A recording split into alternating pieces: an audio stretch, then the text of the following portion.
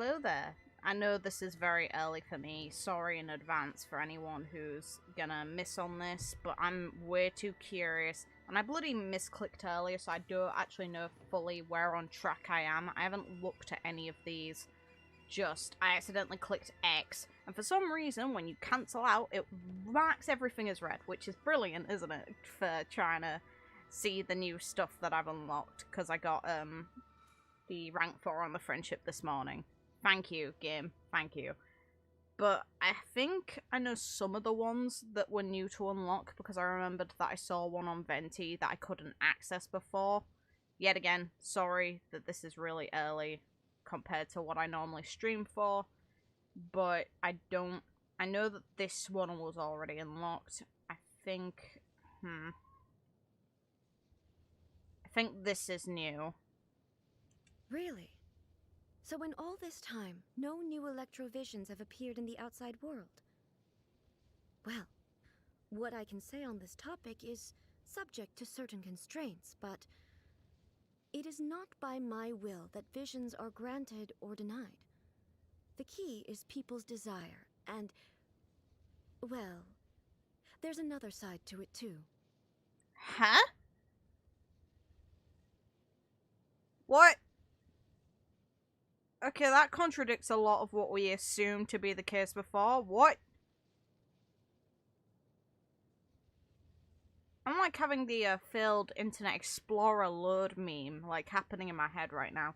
We assumed that it was the Archons that dictated whether or not people got visions, and Baal was the example that most people cited for why they were definitely responsible, because ever since the Vision Hunt Decree became a thing, no new Electro visions have appeared. But she's saying that it's not actually just relevant to her. She's not saying exactly how, but that's really weird. I don't know how I feel about that now, because that goes against what me and many others all assumed. Huh. Interesting, because all the people who seem to get visions of respective elements, it ties into personality traits that the Archons themselves seem to possess. So it's really dodgy to me that it's not connected. Huh. That's so weird. That's really trippy. Huh. Sorry, that's like really thrown me off, because that's like been in the back burner of my thoughts for ages now. Months of me just thinking, oh, okay, then let's rationalize why each of these characters get stuff. Well, fuck you, no. Okay, for A we have about visions, about Yemiko, about Kamisata Ayaka, about Toma, about Kuni Kuzushi. Huh, that's a name. That's a new one. I'm gonna throw a guess and say that that's the name of Scaramouche then, because that's a name we don't know. About Morax, about Venti. For some reason she specifies Morax, but she doesn't specify Venti as Barbatos. And about A3. Okay. So... that girl. She used to be the kind of person who could easily be swayed with some fried tofu. It's a relief to see how shrewd and resourceful she's now become. Still, I have to admit that I was a little upset to become the target of her scheming myself. I know it was for my own good, but I'm afraid she will mock me the next time we meet. Oh. Perhaps I should take the initiative and strike her first. Alright. She'll dodge it anyway. She'll dodge it anyway. Yeah, let's just slash her with Musa no Hitatachi. It'll miss, no worry. God. She's not implied she'd kill her, like, slash her with something that we know is an instant death move, is she? That's a bit much. It's really funny, though, to imagine that, hey, you know this girl that's tricking everyone in the main story? Yeah, she used to be able to be swayed with food. Real. Valid. For Raiden Shogun, we have something to share. Okay, okay, it's this one. No, I have nothing to share with you at this time. But you You use elemental energy without the aid of a vision. How is this possible? Please enlighten me. I wish I could, miss. I really do. I really do. I can't help with that one. Sorry.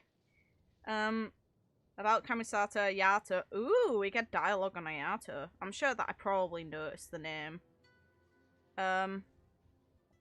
About Kujo-Sara. Oh, it's her talking about Kujo-Sara. I thought it'd maybe be it, but okay. Deal. Kamisato. One of the most distinguished clans in all of Inazuma. Despite Ayato's trickery in regard to the Tri-Commission's affairs, he is nevertheless a loyal subject. His past misdeeds shall be excused. I love that all the characters imply that Ayato's a bit mischievous. I kind of rate it, and it makes me really curious to see him in-game, and it's kind of a shame in a way that we haven't seen him in-game yet. Since, you know, Inazuma's story would have been the ideal place for him to show up, like his sister, but apparently not. Hopefully we get a side quest line, that'd be nice. Kamisato. One of the most distinguished clans in all of Inazuma. Huh? That's exactly what the Shogun said? Well, Ayaka's also well versed in the art of the sword. She just has to add that little bit on, that's funny. Okay. A loyal and righteous subject, and an accomplished warrior. She is worthy to be called a hero. With an air of such great promise, the future prosperity of the Kujo clan is assured. That line seems so out of place considering what happens with the Kujo clan in the story. The thing is, to me it makes the most logical sense for eventually the people to be in charge of the Tenryou Commission, like in full charge, would be Kujo-Sara. But the thing is, wipe off that last name because she's only adopted by them. She wasn't born into that family. So, to me, it wouldn't be irreversible damage upon her name because she's just an adoptive member. You guys can have differing opinions, that's just my opinion, but Sarah did some good shit. Sarah did some great things within the story, and in the end, she went against her entire clan and decided, you know what, I'm gonna tell the Shogun, run in there, which could get you killed, entering Tenshikaku without any reasoning actually can get you killed. It is within the laws of that land because you can talk to one of the guards at the front of the door, and they say that the only reason that the guards exist there is to actually protect the people from being killed by her because she will kill trespassers. And we see in a story quest that that the Shogun is up for killing us for intruding. And is kind of the wall between that happening. Who? Ah, the firework maker. A manufacturer of fleeting illusions, enamored with the realm of fantasy and imagination, but a subject of mine nonetheless. Fireworks were released on Tenryou Commission property? By whom? Her? And Yoimi has just been dropped in it. Okay, rip.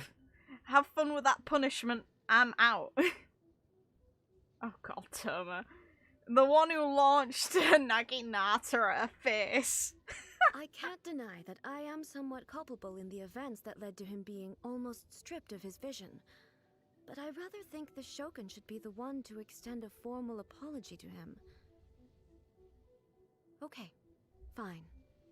I'll give it some more thought. Aww, you're a good girl. Still, you almost launched a bloody Naginata at her face. Oh, this one's gonna be rich.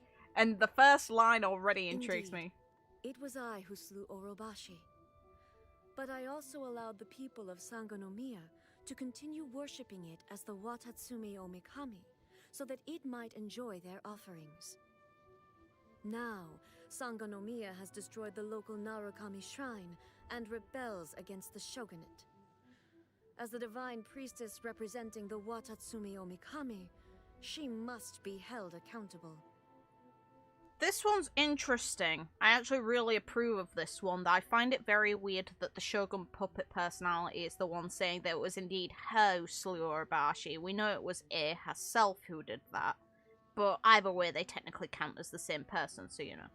But the thing I find intriguing is I kind of talked in DMs about ideas like this, that she was merciful for letting the Watatsumi, the people of Watatsumi, continue to worship Urabashi after what happened.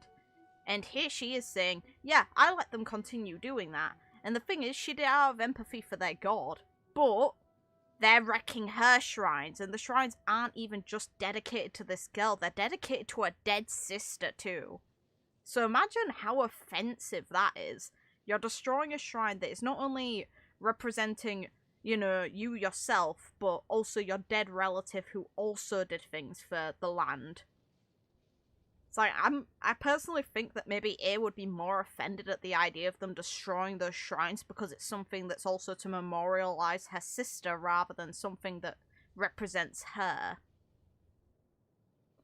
But I am interested to eventually see what Kokomi thinks of A/the Shogun, because I really do think it'd be interesting if they go into the potential political conflict behind things, because we know that obviously the people of Watatsumi dislike the shogunate because of what happened to the giant snake.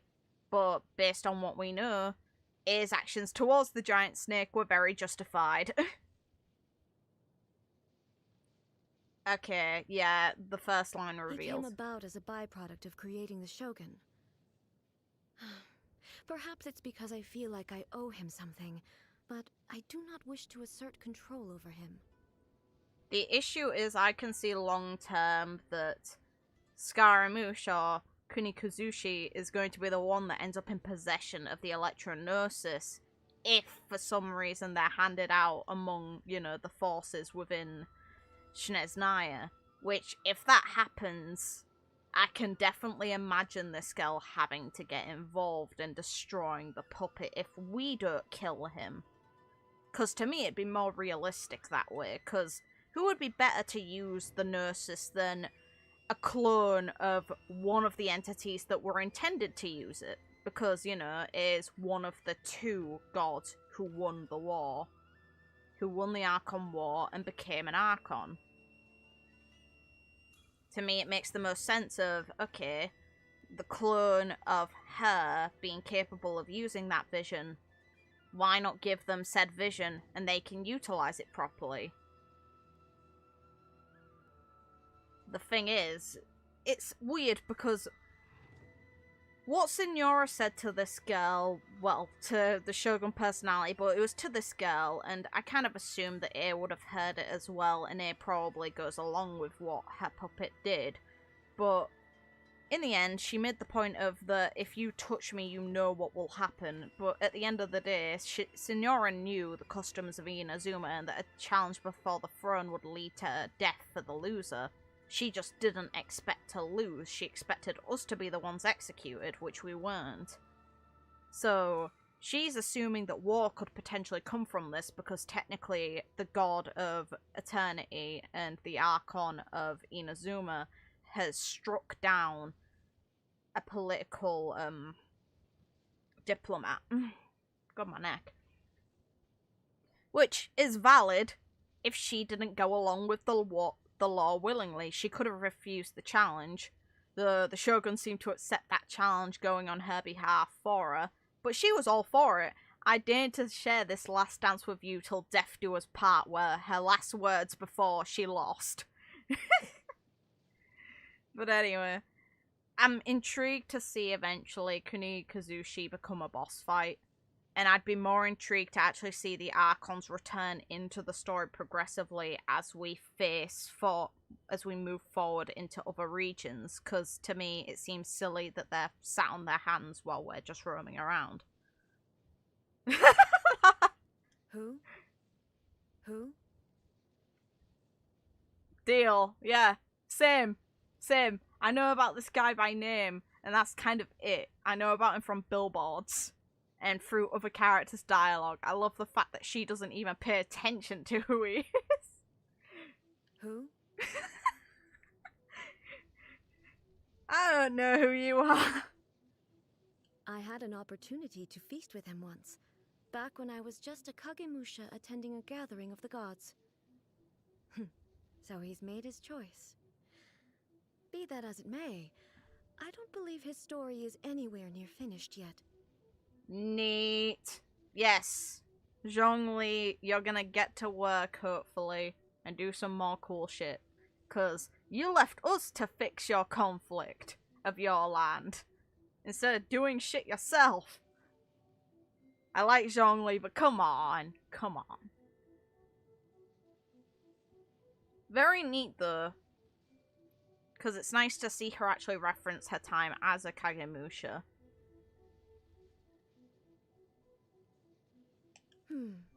That's the name the animal Archon takes these days, isn't it? I just read ahead.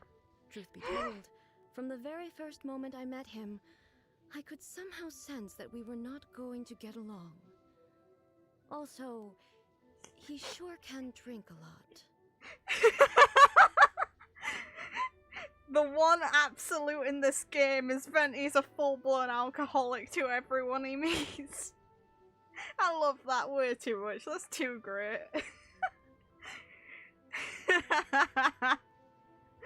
Real.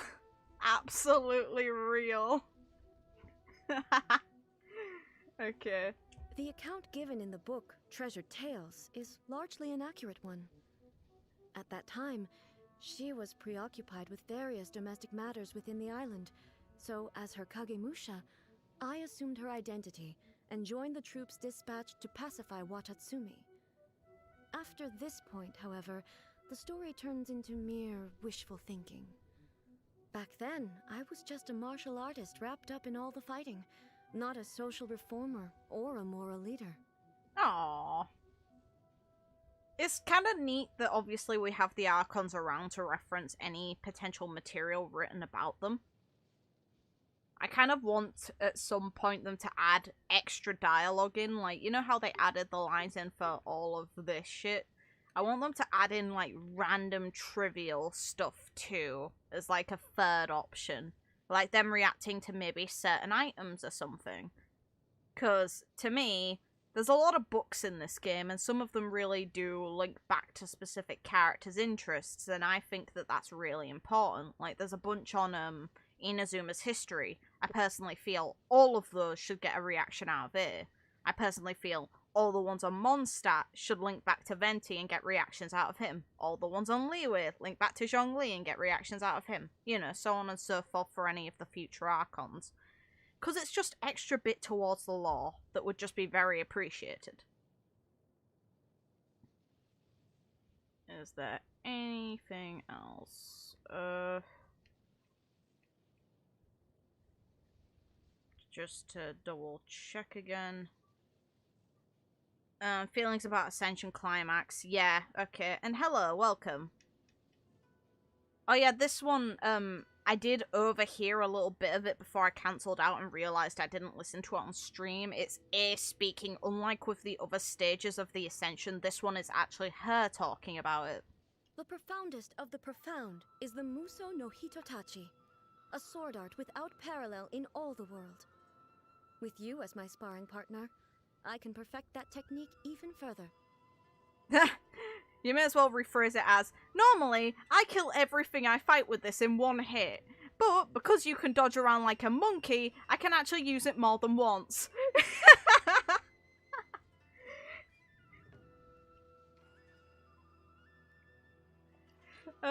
Neat. Okay. Before Raiden A became the Shogun, she was a samurai responsible for seeing that the previous Shogun's orders were carried out. The previous Electro Archon, Raiden Makoto, was no great fighter. Hey! This confirms the thing I assumed! I thought that the girl wouldn't be involved in the fighting. She seemed way too pacifist. Way too much of a pacifist based on any scene we've seen her in. She just seemed to enjoy looking at trees and seemed very chill while petting a little Yai Miko in her arms. Sweet. Okay, so the previous Electro Archon, Raiden Makoto, was no great fighter. and the things A had charge over were mostly matters of warfare and slaughter. Damn right, A, damn right. And that's what I use you for now.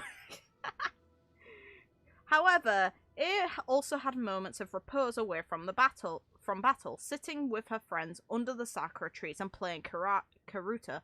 That's a little Japanese card game, I'm pretty sure. Due to her character, A was always the most wooden play.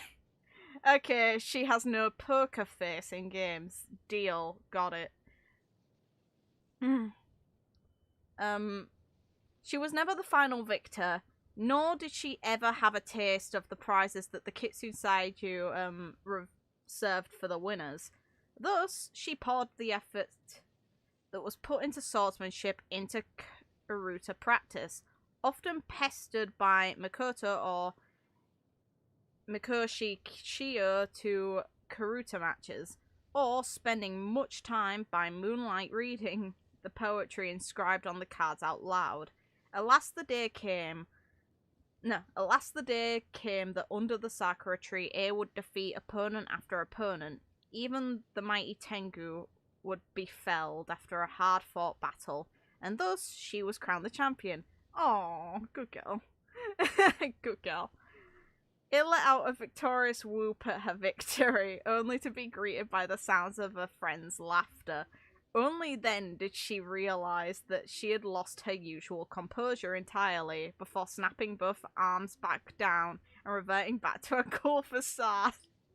Okay, so we have like little moments of warmth from her now, where she seems to have settled in before she really was stone-hearted. That's funny as hell. Aww. Of course her friends did not intend to make sport of her. Indeed, they understood her character, and the manner in which she had worked ever so hard to come out on top. As for the Kitsune Saiju, oh, how amused she looked as she presented A with some pastries. I said it was a reward, yes, but it was simply some handmade cakes of mine.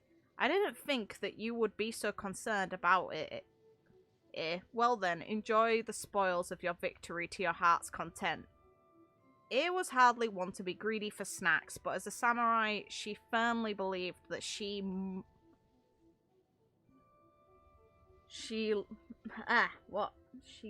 bloody hell. Brain, why? Why now? Let me read.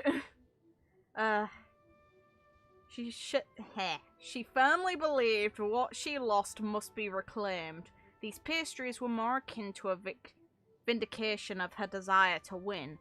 But it was not long before that cool demeanour of hers broke into a smile again.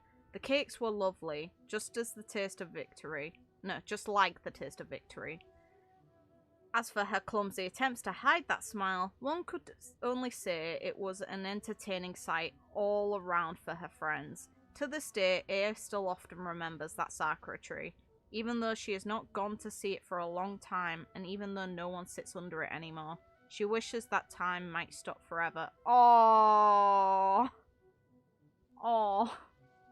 that just... Yeah, had to stab me with the ending bit. The game's just like, here, have a really sweet memory of hers. By the way, we're gonna stab you after. Cheers. Okay. Muso Ishin. A sword that once passed on has accompanied it to this day. This sword had two wielders, and has witnessed both time and eternity. It was born from Raiden Makoto's divine might. But the thing is, the game mentions that she wasn't ideal for combat, so what? Okay, I'll continue. But it was never once sharpened. It took after its owner, of course, for Makoto was not one for battle. Then why the hell would she have a sword? It was but a symbol, a sign of true peace. Yes, true peace to stab people with. Indeed, that is definitely how it works.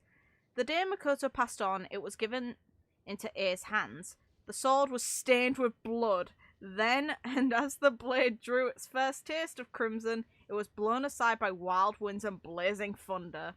Makoto gave it the name Muso Ishin, and desired to have it witness an Inazuma as lovely as a dream, and the noble hearts that dwell in the world. in this world.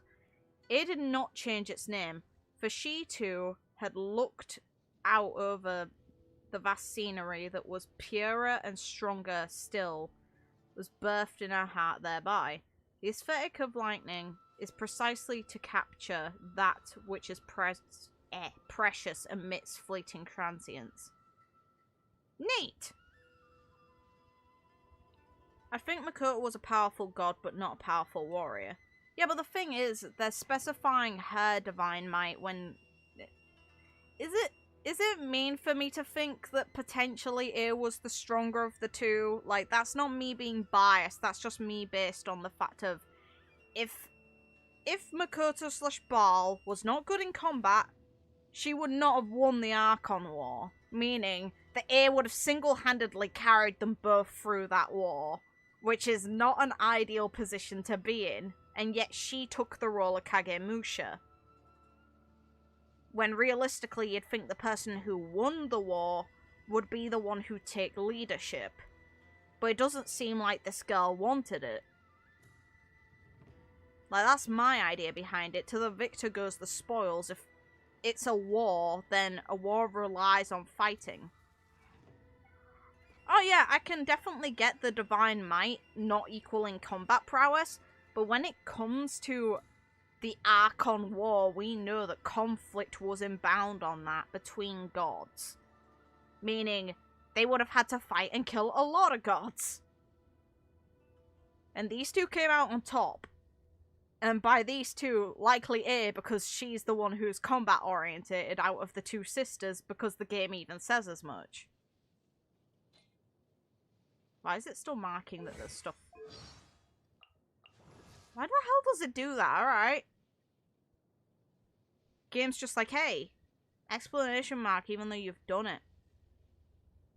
Okay. Because I have wishes, I may as well use them. Because there's no harm in it.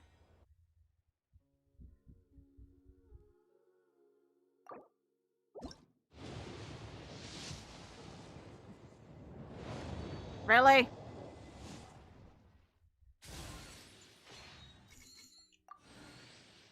If I get C4...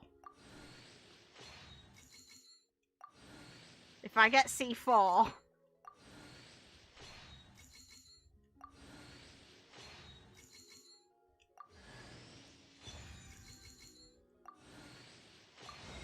And C4! Alright. Deal. C4! Hey!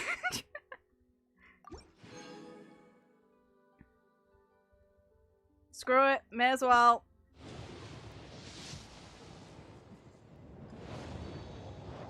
There's no harm in it because I am on rolling for Kazuha anyway. It's like, for me, the next banner I am on rolling for is Kazuha. And it's not luck. I've been passively using rolls ever since, like, the last stream. And I did save up a lot. So I wouldn't count it as luck, really. I'd say it's more me getting what is kind of expected of me through this game. Let's go for these. Gimme! Game! Thank you. Give. May as well spend the last of them, why not? Aww. 20 off? Really? Fine, I'll wait. I could do singles.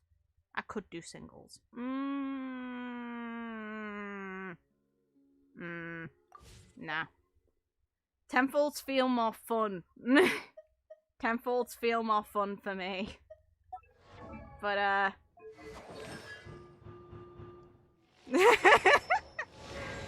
sweet. Okay, so when the Muso Ishin state is applied by, expires, all nearby party members, excluding the Raiden Shogun, gain 30% attack. After using Muso Ishin, here you go, 30% attack bonus, have fun. Nice. This is one very, very angry girl. I will take that happily. I still need to work on her artifacts down the road.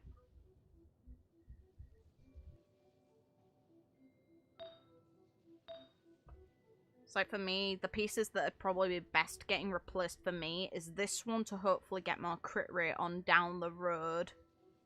It's like this one I feel is fine. For some reason, when I was farming for her, crit rate loved me. Star, I don't know if you answered my previous question, but do you want me to share the Zhongli line about her? Sure, share it. Just write it out though, instead of actually sending me it, because links I'm pretty sure don't work in stream, so I'll read it aloud. And then I'll look it up in my own time afterwards, so we get my actual reaction on stream. Just because I don't want to go passively through and search anything related to this game on YouTube and risk it coming up in my recommended. Just because people are being dicks about this game. I dodged 2.1 leaks, I'm so glad. I don't want any future leaks. If they're... It's like, I'm just assuming they're doing 2.2's beta, because that's how the beta testing tends to work. I don't want any information. I really don't. I want to stay as clean as possible. I'm enjoying the game as it comes. But yeah, while that's being searched for, as you can see, the feather, a lot of crit damage here. This fucking godly piece. Godly piece. So happy with this one. And the thing is, this wasn't the first energy recharge Storm Cage I got. This was. And you can see the difference in the stats. And yeah, I put on beta.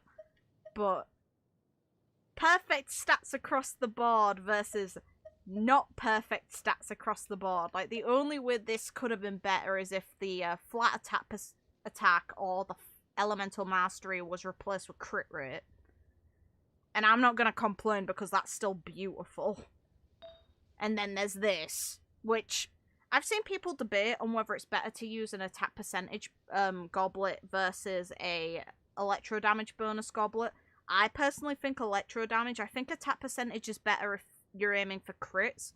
But in my opinion, you're going to do more passive damage based on the math that I've done for this. And I haven't done it extensively because to me, there's really no point in using formulas to dictate how characters' DPS will work because maths doesn't take into account the amount of damage you lose by not playing flawlessly, normally.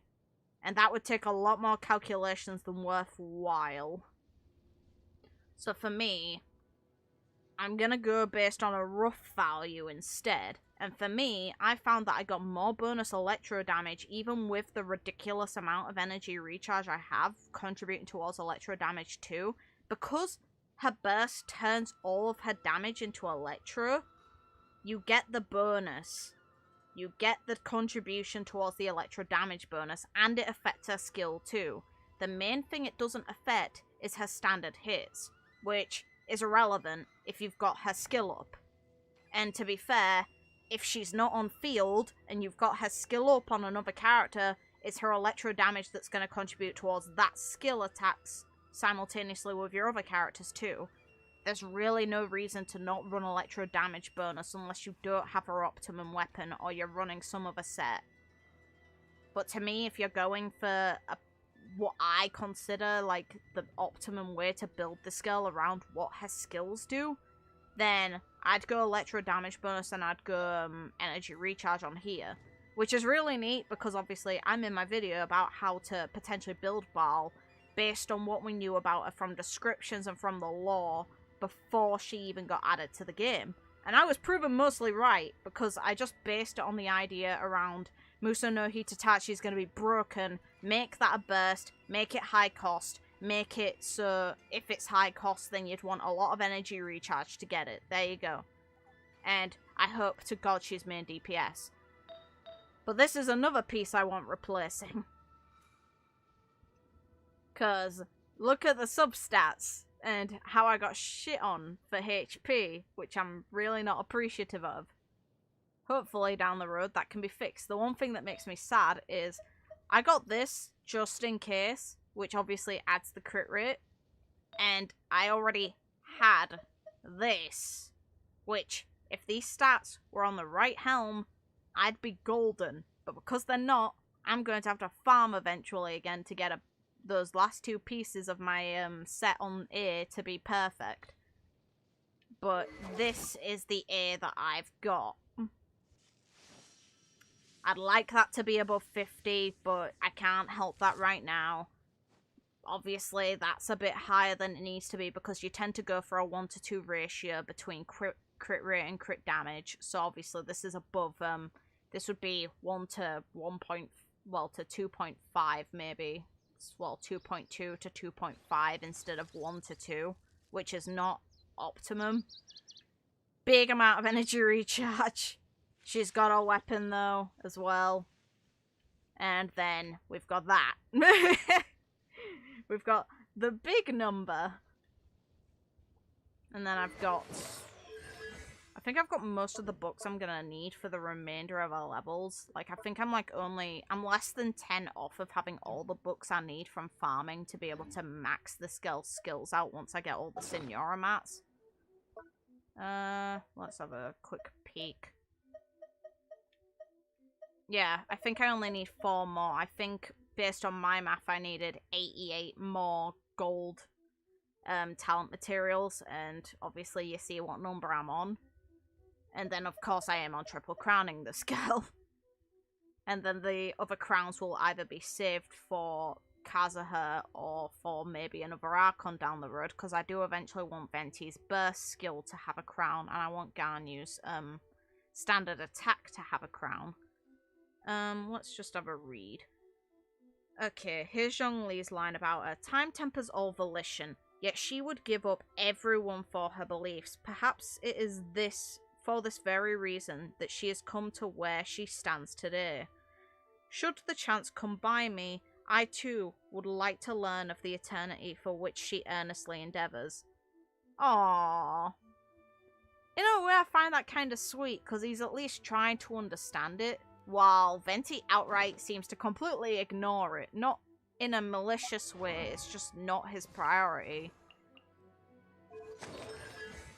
So let's just go back to this boy's line on this girl. There you are. So, I hear you defeated the mighty Raiden Shogun? I recall the days when she was a Kagemusha, seeking to perfect her martial prowess. She now no doubt employs a wide range of reasoning to get you to train with her. Oh, but yes, come close and I shall let you in on her weakness. Desserts.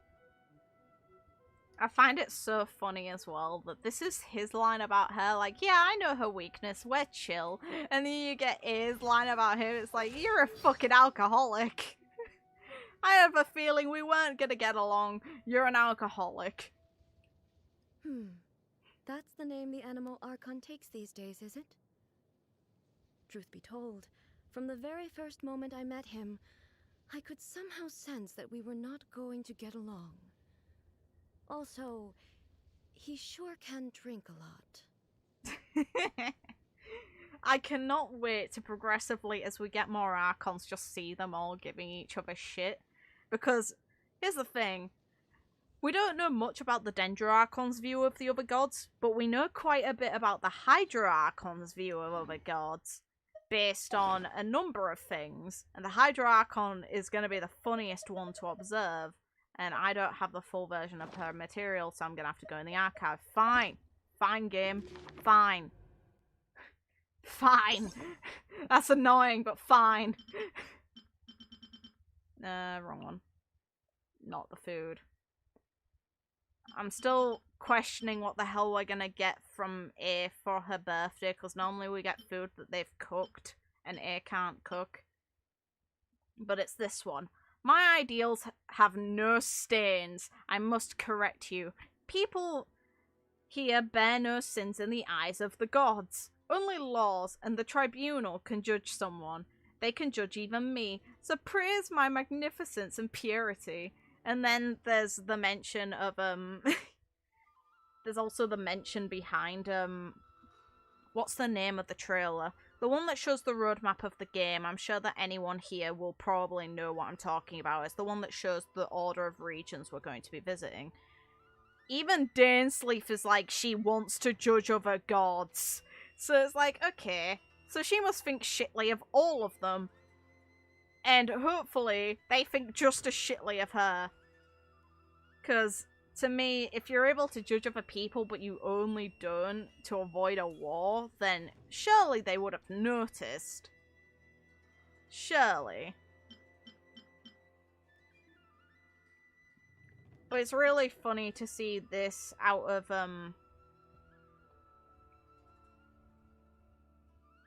it's like, now we know the context behind, our girl's line is belief on this body is the noblest and most eminent in all the world. It should hold absolute control over this world. It once promised its people a dream, the never-changing eternity. She wasn't well, in a way she kind of was. She is a bit arrogant, but not in the same sense. At the very least, the Shogun is definitely arrogant. A desire to judge everyone. Holy shit, they turned Twitter into a deity. Don't go there, we don't want that world. People on Twitter already probably think of themselves that way, don't go there. Then we've just got chill old Venti. Still the winds change direction. Someday they will blow towards a brighter future. Take my blessings and live leisurely from this day onwards. Good boy.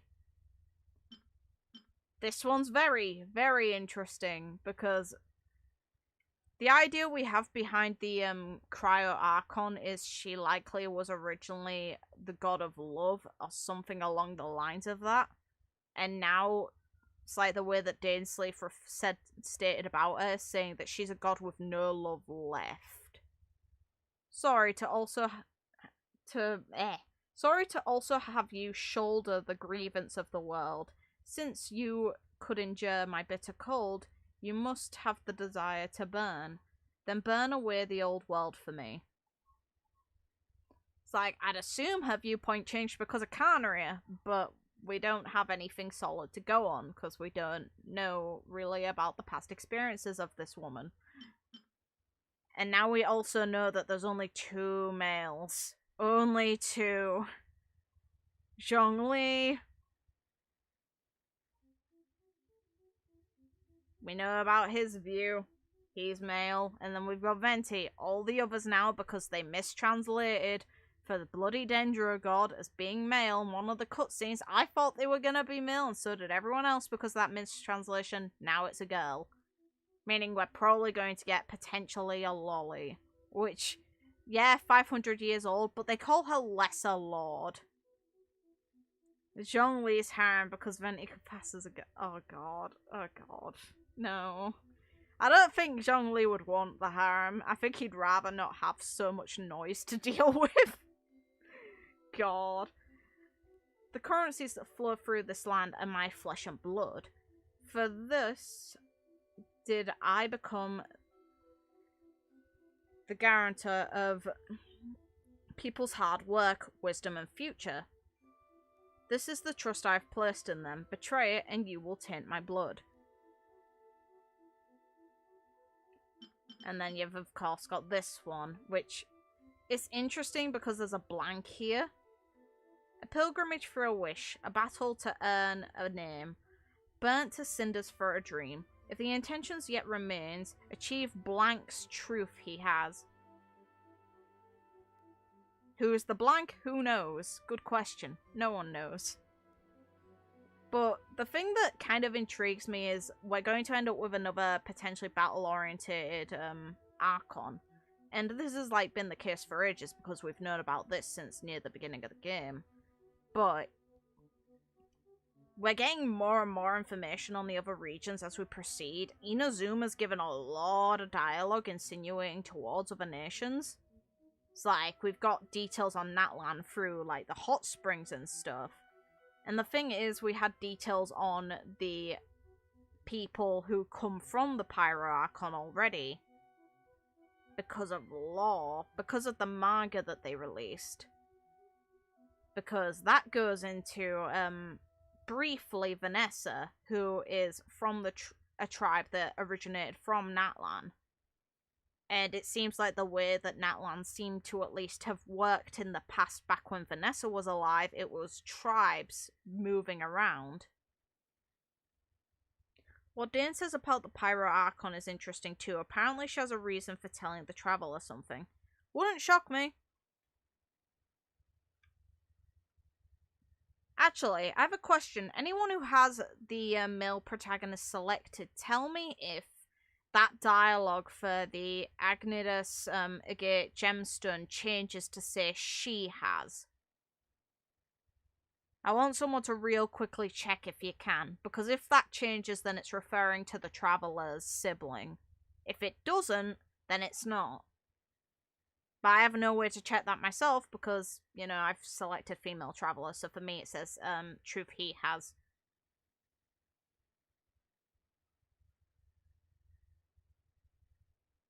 But this is like one of the very few occasions where a blank is shown within the game.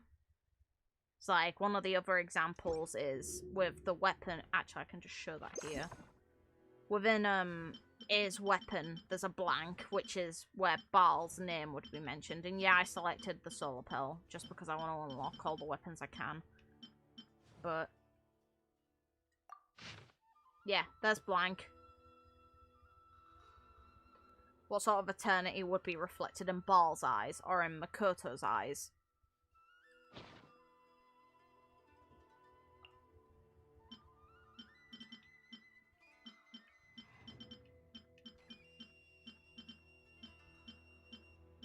I don't like having a bunch of stuff so new. It pisses me off.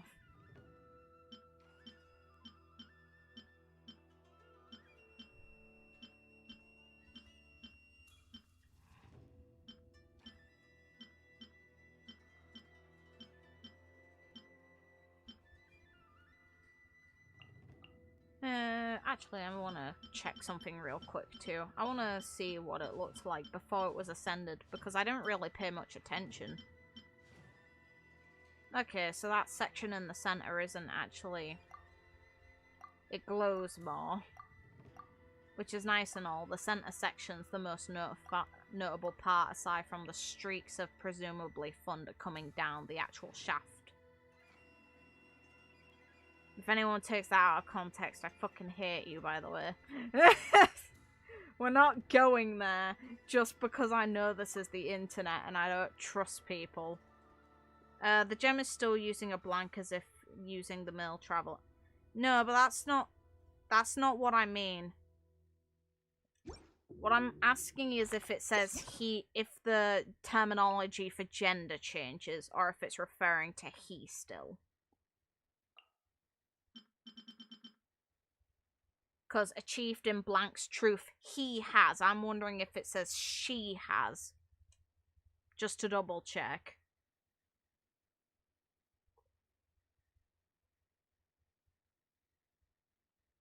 Okay, it's still referring to he. Okay, cheers. Then yeah, that's fair enough. Then we have no idea who it could be referring to. Okay, cheers guys. I was just curious to see if that would change, because if it was referring to the Traveler's sibling, that'd be very interesting. And from this, you can tell I haven't killed either of these. They're really... Well, more so the Pyro one's infuriatingly stupid. Actually, because I've unlocked C4, should I go play around at least a little bit?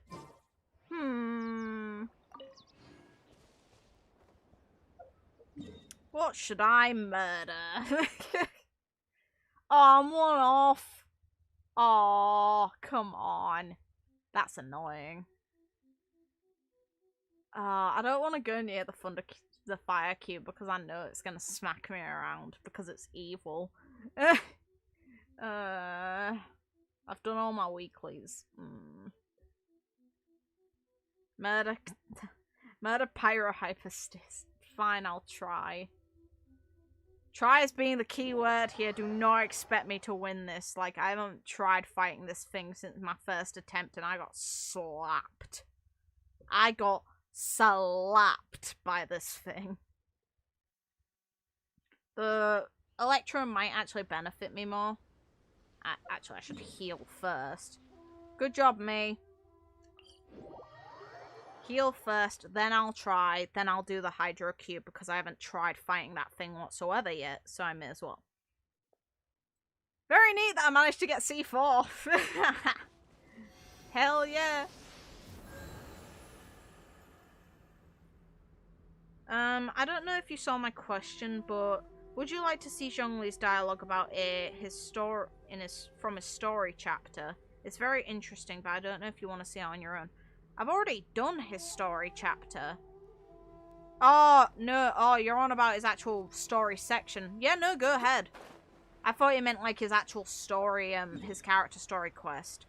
So, yeah, no, I don't know if I've actually seen it. So, yeah, sure, go ahead. I just didn't want it to be before this stream, before I actually unlocked the dialogue of her about him, because I didn't want it ruined.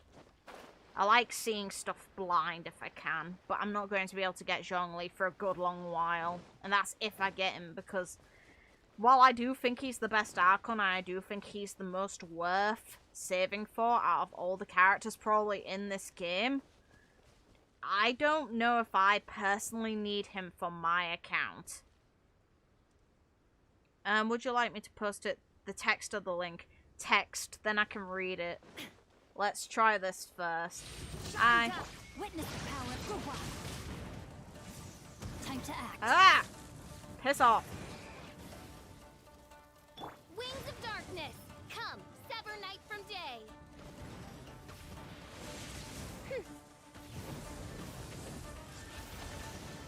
Teamwork is dreamwork. Off we go.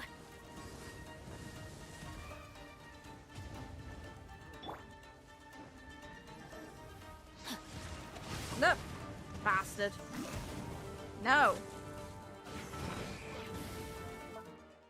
Dickhead. Yeah, this thing's an asshole.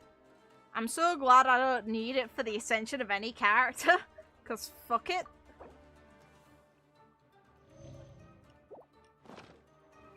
Body and mind.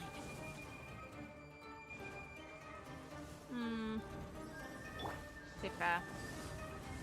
Let it do its stupid punch. Dickhead. Nope. No. Oh god, this is the worst part. Alright. Now you shall perish. Dick.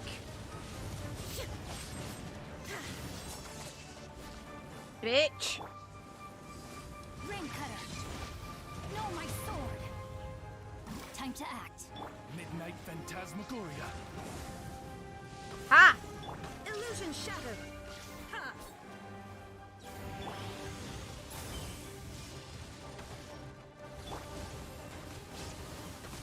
Let's light it up. Oz, reveal thyself. Rain outlines your fate. Huh? Let me weave you a... Shine down. Inazuma shines eternal.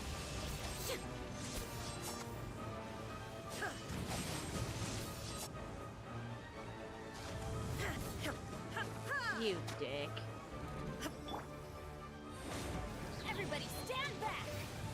Wings of darkness, come, sever night. Bitch. Illusion shattered.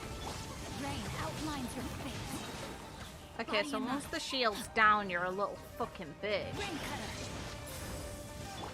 Let's light it up. Torn to oblivion. Ha! Fucker. Yeah. That was over a third of your health, I'm pretty sure. I don't want your shit.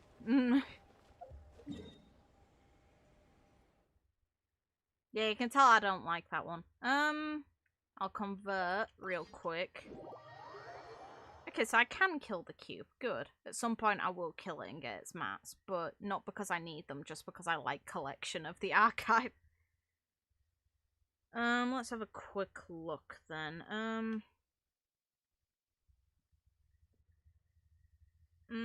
Primal thinks that we should make a move and continue our search for the Seven. Zhongli, I fear that... Oh, okay, it is main story. Okay, no, I have seen that one. Yeah, no, that's from the main story. I thought you meant in the actual character's written story if it mentioned her. It's just dialogue that we've definitely seen from main story.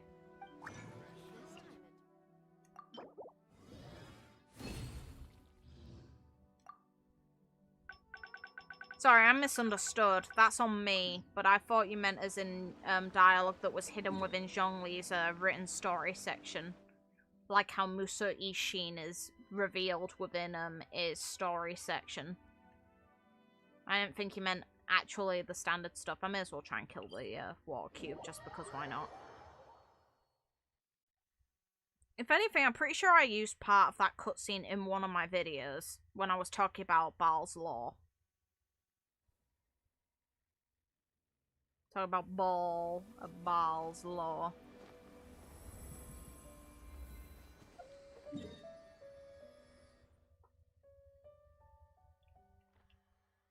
Which would be faster. Both are a little bit away. I'd say this is probably more on track.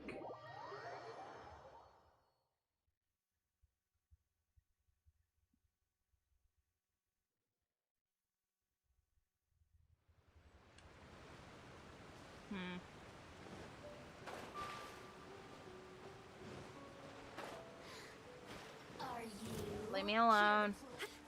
I'm uninterested in you. Not you.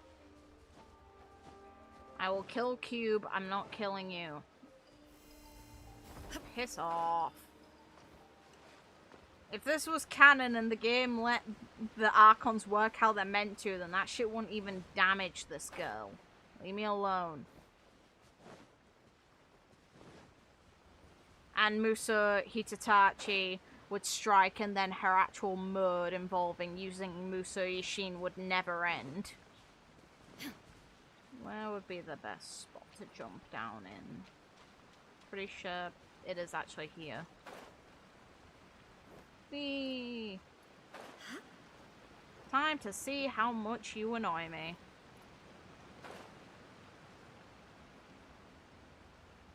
Hello, Cube. Shine down. Teamwork is dreamwork. Oh, dick. No, my sword. By royal decree, Shadow Raven, let night. What in the fuck was that? Subordination. What? Okay.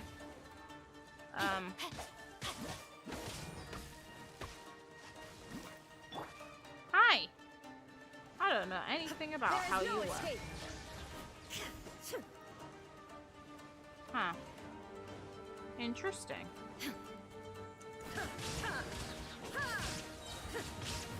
Inazuma shines eternal. Aw, you dick.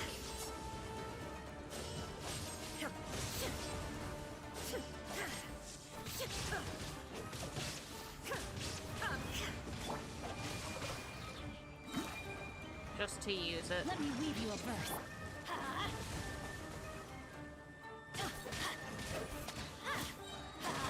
Everybody stand back!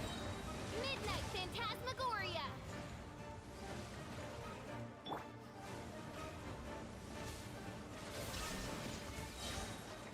What are you gonna do? Let's go. You shall perish! Oh, nice damage. No, don't cook. Oh, that's so annoying. Teamwork is dreamwork! Wings of darkness, come, sever night from day!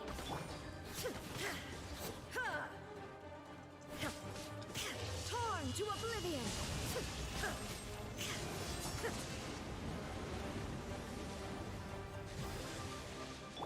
Body and mind.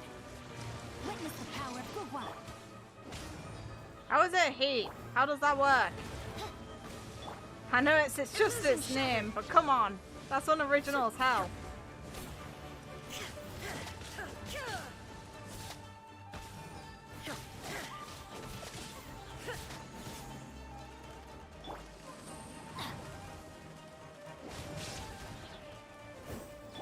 Rain outlines your fate. Going in! There is no escape.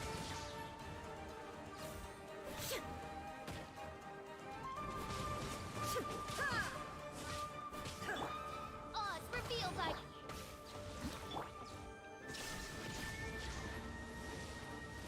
Let's wait again. Midnight Phantasmagoria. Nice try, asshole. Inazuma shines eternal. Dick, come on.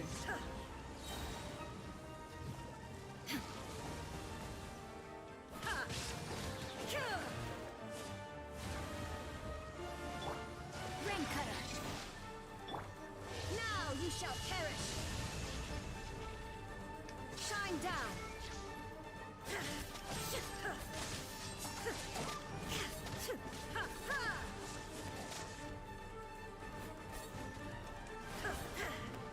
Midnight Phantasmagoria!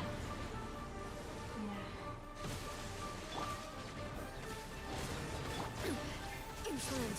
Illusion shattered. Everybody stand back! Inazuma shines eternal. Get your stupid bastard slimes away. By royal decree! There we go. Okay. For no idea of how that worked. Not bad, I suppose. That wasn't the result I wanted, but good enough. Good enough. I'll take it. It's a win. I at least killed the stupid pyro cube. Sorry again for the confusion. His written story does talk about him and the other Archons to an extent, if you're interested. Yeah, sure, why not? But yeah, no worries. Nothing to apologise for. I just thought you meant as in his actual standard written story instead of going into the actual main story, which we're all forced to look through anyway, and something that I already have referenced, because, yeah, the moment that Baal was mentioned in the main story, I immediately focused on it.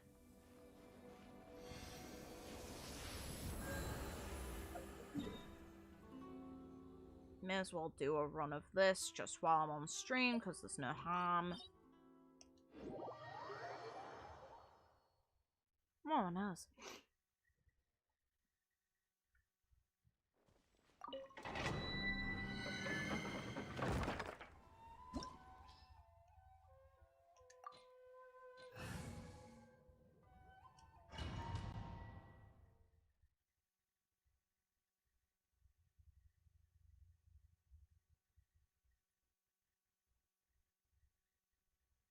Rex Lapis, most ancient of the seven, has lived far too long. Rex Lapis still remembers that moment when the final Archon took their divine seat, thus ending the Archon War and the era of warring gods.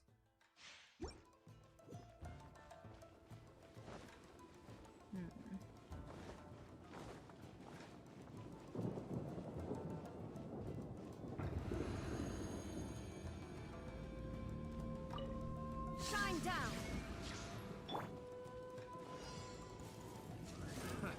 Another test free.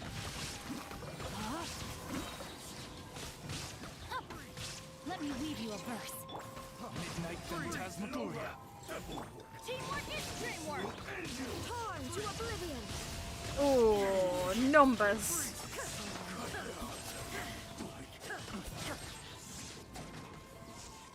You know these things are being made to eat absolute shit. Rain cutter! No, my sword! Rain out! Line's your fate. Get that stupid ice off of me. Inazuma shines eternal. I know it's not optimum use, but why the hell not?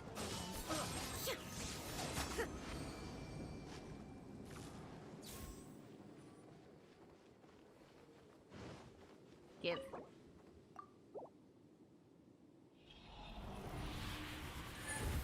Game. Thank you. Oh, I got unlucky with it. Fine. Okay, so let's just go back to where I read.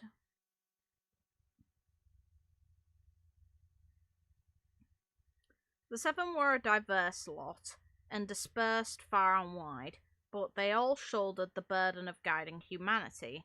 As time passed, many of the seven's titles changed hands, and only two remain of the first seven, Rex Lapis and the Anima Archon.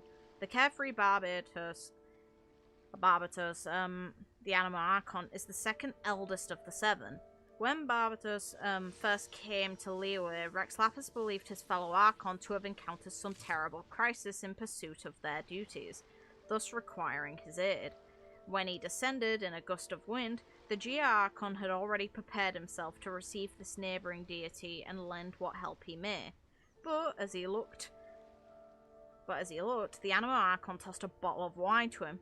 Here's some wine from Mondstadt, care for a taste. To forsake one's duty to deliver a single bottle of wine, what a preposterous notion. Yet, the Anno Archon kept coming to visit, to explore Liyue Harbour, all sorts of strange questions on his lips. The Anno Archon's questions knew as little limits as the wine in his hands. From then on, the first 7 would often gather in Liyue. Rex Lapis still remembers how those wines tasted. The world has changed much since then, and all that once familiar has faded into memory. The 7 seats changed and again were changed, till 5 of the 7 at the table were all departed. Nor would the duty of guiding humanity be honoured by the new Archons. Even the hardest rocks may be worn down after 300 years. You've finished your duties, go ahead and call it a day. Long did he stand amidst the milling crowd. Have I already finished my duties? Neat. It makes sense for him though. That he's the eldest of them all. Like, we don't even know the full extent of how old he is. We just know how long he's been fulfilling his duties and been around since the war. So he's around 7,000 at minimum. Like, we don't have his exact age. While in the case of, for example, A, both her and her sister are twins. And it's mentioned that the event involving the giant snake was thousands of years ago, not 1,000, unlike how the story seems to make it seem. It says thousands within the archive. Not that. This. It's in geography, I'm pretty sure. Wrong section. I think it's here. No, it's not here. It's gonna be this one then.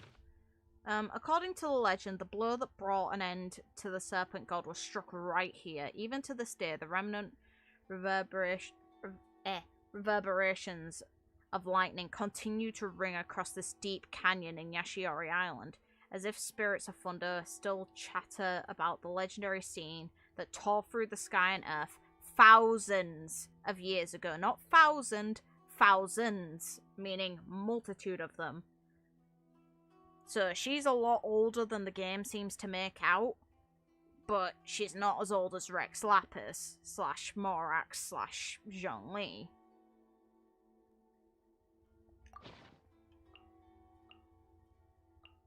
Got some really neat dialogue though from some of this stuff.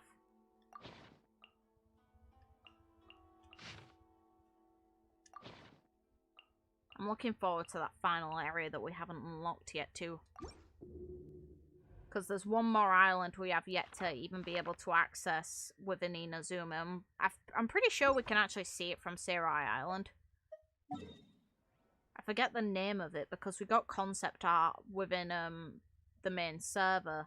I think it's around, it has to be around here because I'm pretty sure you can see it from this area. May as well have a peek.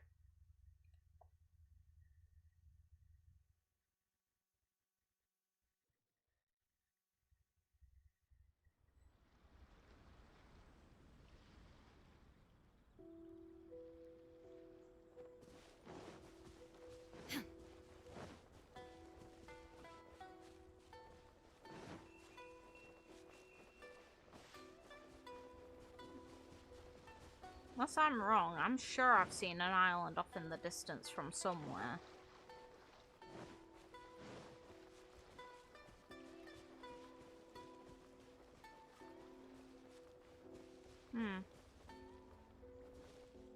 Not there. Huh. Well, where did I see it then? I was really sure I had seen an island off this way. From somewhere on this island. I'm not searching for it now. I could be wrong, but I'm pretty sure I did.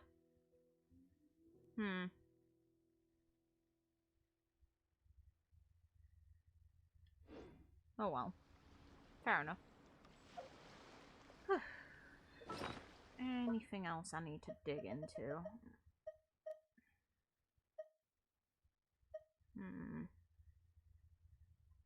May as well convert my mats and see how close I am to getting a fully maxed out Raiden Shogun. I still find it really infuriating that we have to spend resin, despite, you know, we've technically got restrictions on how much we can even get from weekly related quests. Well, weekly domains. We still have to spend resin despite there's a restriction on how many rewards we can even get. So there's really no point in a resin cap.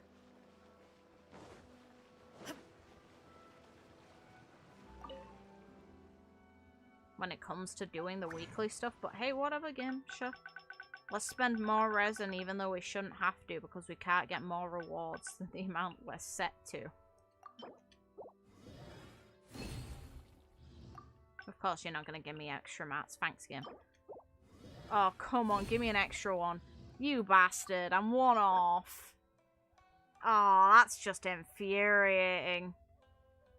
No, I get the idea of the resin system, I just don't get it when it comes to weekly bosses. The weekly bosses having to require resin to do them, to me, is really dumb. When it comes to other content, I can understand there being some amount of limit to how much someone can do, because as much as I don't enjoy it personally, it does make the money. And it is a free game, so I do kind of get it. The thing I find sad is that if you're earning resin the old-fashioned way, like I do, because I don't like spending primos or anything on resin, because to me, I'd rather put it towards pulls, then you're stuck waiting for ages and there's not a lot of content that you can do in between earning resin. And I thought fishing would be a good thing for this. Apparently not, because hey, guess what? It takes so much it's 3 days to respawn the fishing. And that to me is really scummy, because the fishing rewards, one, them being restrained have created so many issues. People have been spam requesting to join people's worlds to try and build the catch to use on this girl. And here's the thing, I can show the middle finger to all of those people because, hey, look at what I've got. But, and the thing is, even if I didn't have this weapon, I wouldn't spam join other people. I wouldn't try and spam everyone to get fishing in their worlds. And hello, welcome. Sorry, you caught me at a really awkward time of me ranting.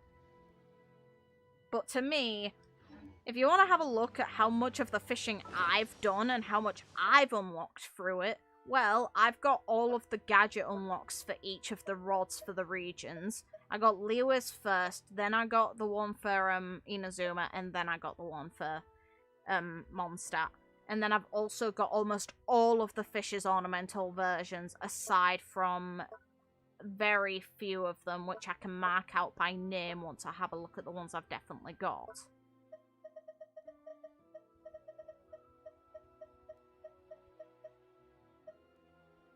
It's like, here's all of my ornamental fish. For some reason, for some bloody reason, I'm missing the glazed Medaka because that one just does not want to come home. I'm missing okay, this one escapes me by name. I'm missing the golden koi. I'm missing the Raime version of the butterfly fish. I'm missing the abiding butterfly fish. And then the last one I'm missing is one of the variants of the spine fish, which is the one to Inazuma. It's this one, lunch stickleback. Those are the only ornamental fish I'm missing. And then you can see what's going towards some of my other stuff. Like, I will eventually get the catch, but I don't need it. I don't need it. And yeah, I set world requests to reject because I'm sick to death of people spamming to try and join. It's really annoying. If anything, I set it to reject a while ago, but I undid it to let someone come into my world very briefly, and all I got for the time period I was waiting for them to join, I swear I got over 20 requests from people probably trying to get the catch, and I was just really fucked off the entire time. Because it's like, okay, I'm waiting for this specific request and you're just all spamming me with random shit to try and join my world. No! You think I'm gonna agree to that? Are you on crack? I've got better things I could be doing.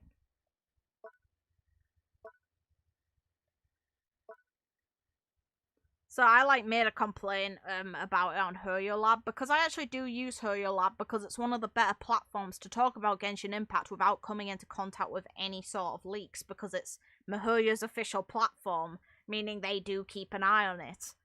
Thankfully. So there actually is a place you can do that for. But here's the thing, after a few days of setting it to reject, suddenly I'd get spammed again and have to set it to reject again. I haven't had to do that. It's only undone the automatic reject for me when I've manually done it. It's like mine should still be set to automatic rejection. Should. Yeah. Reject join requests. Mine's still set. And it's never undone without me specifically selecting that. Which I'm glad, because that'd be really obnoxious. So my game just has a mind of its own. Got it. I'm sorry to hear that. That sucks. That is pretty damn shit. God damn though. Doesn't this girl look buff? Jesus Christ. I mean, I've only failed one 50-50 on this game. No, two actually, because I failed two on stream. I failed one with Jean and one with Deluke. I've only filled two 50-50s out of the 5 Baals I've brought home. Nice. Get to C6. I can't without spending money. I'm not doing that. I will eventually get her to C6, but unless I get mega lucky during the time her banner's still active, she won't be C6 for a while. It's like, for me, I'm willing to spend consistently until her banner ends. Like, not actual money, that's not what I mean. I mean, like, any primo gems I get in-game will go towards her banner while it's up. But the moment I fail a 50-50 is the moment I save, because I want Kazuha. I skipped him to get this girl. Now I've got this girl, and I've got a very beefy. I want Kazuha. 15 days left, I believe, Star. Yeah, there is. Well, 13 days. Still. That's a lot of potential primos to have to spend to get another one to come home. I still need 2 more if I wanted that C6. There's always time for power. There's not enough money for it, though. And the thing is, tomorrow I'll probably take the day off of streaming, and then the next day, if Tales of Arise arrives on time, I'll be streaming Tales of Arise. Because I'm intentionally not doing the demo for that game to avoid any spoilers for later on in the game. I'm completely blind on that game, and I do want to have the full experience of that because I am a fan of the Tales series. I will obviously come back to this game as much as I kind of can because I really do enjoy Genshin's world building. I'll probably make videos of it the more information we get. For now, there's a lot to think on, and until we get more information on Sumeru or on the god there or on the other island, there's not really a whole lot I can do. And then I've also got university starting back up soon, because I am a uni student, which people who have been around on my channel for a while should already know. So that's something that will take up my time, meaning me making videos manually, like me streaming should be fine, but me making videos, normally it takes me an entire day to do a video. Depending on how busy my uni schedule is, and I know some of my units for it, I'm not going to be able to manually do a lot of videos unless I manage to do a lot of my work in advance or keep up to date with everything, or, you know, organize everything around it being done in advance, or I screw myself over long term. I'd rather keep up to date with my university studies. But to see what people are saying on the Tales of Arise, I'll experience Tales of Arise through your streams, though it came out closer to the end of the month, but apparently not. No, I'm pretty sure it's the 10th. I'm pretty sure it drops the 10th. Someone can check if they want and reassure me. I'm pretty confident that it drops on the 10th, but I've got to rely on Amazon delivering it on time because They estimate it coming later than the actual release date, despite it's a pre-order, because COVID screwed over so many of their deliveries, so I'm sure that that's like the safer option for them to do, than rather get complained at that things arrive late because of things related to COVID. And judging by the review scores, Arise looks like it'll be a lot of fun. I've seen the scores, but I haven't checked into any information from reviewers, because I want to be as blind as possible. It does look very promising, though, that all the reviews score very highly. But at the same time, anytime I see an IGN review, I automatically judge it because...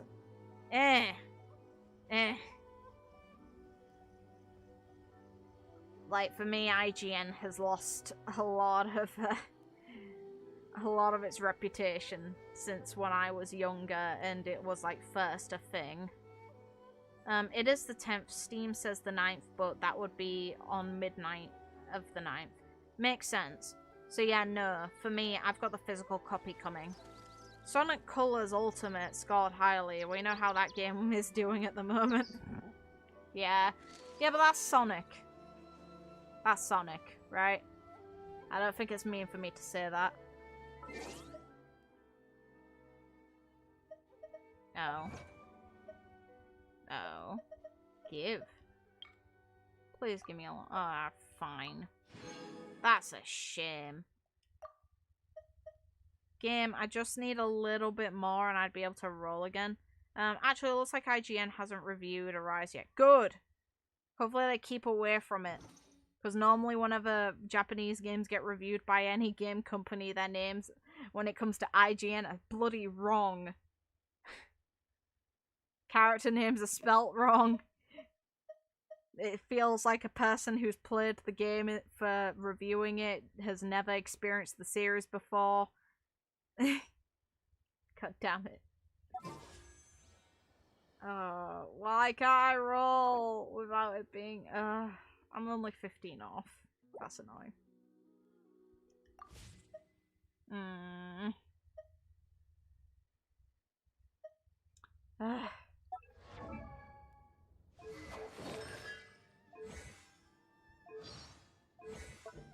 I will soon be able to at least crown this, but Sonic is like Pokemon. Game can be as shit as it can get, but will still sell like hotcakes.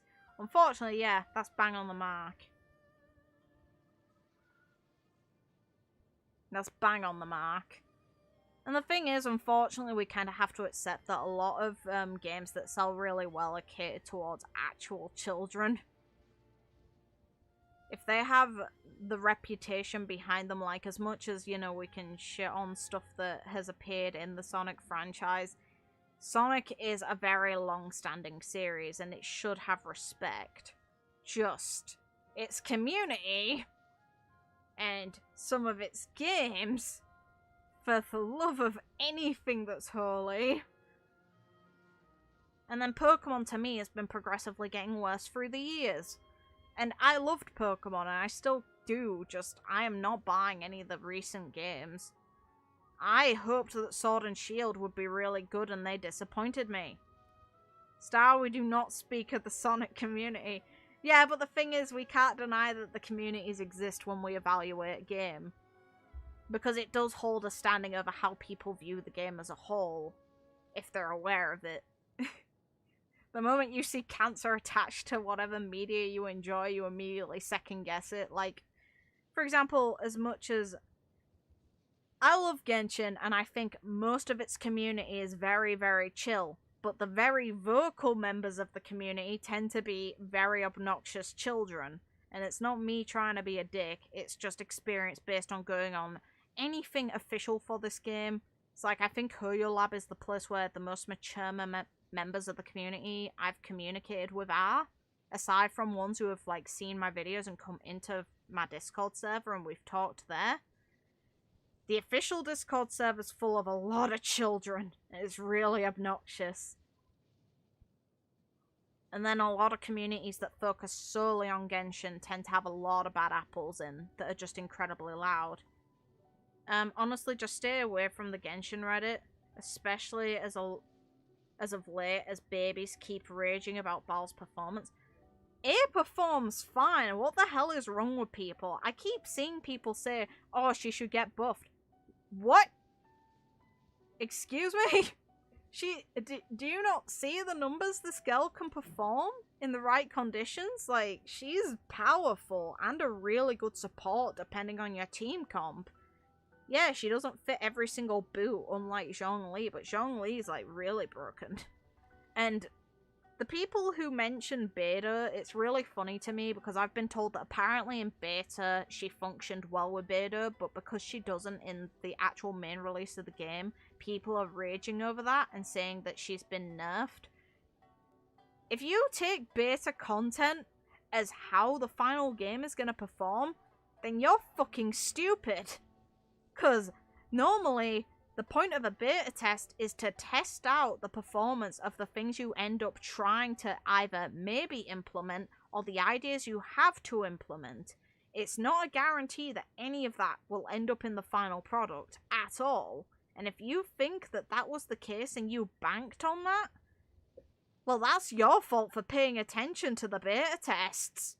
Because in my opinion, it's better you don't, then you're not disappointed or enraged. Because in my opinion, unless you are a beta tester, you shouldn't have access to that information unless, you know, it's openly available, which for this game, it's not. The beta test information counts as leaks. In my opinion, I do think that they should long-term release videos like the H2H one, where they go over the creative ideas behind the design of H2H, its music, and the story. Because they do that for Honkai as well. They do that for Honkai's character designs of variations of battle suits. And I want them to eventually do that for the Archons individually. And I want them to do it collectively for all of the main members of the Fatui. And the reason why I think the Fatui should have a single video about all of them is because they're all based on the same thing. The inspirations behind the idea of how the Fatui Harbingers works is based on the same media, while the idea behind the designs of each of the individual Archons is varied.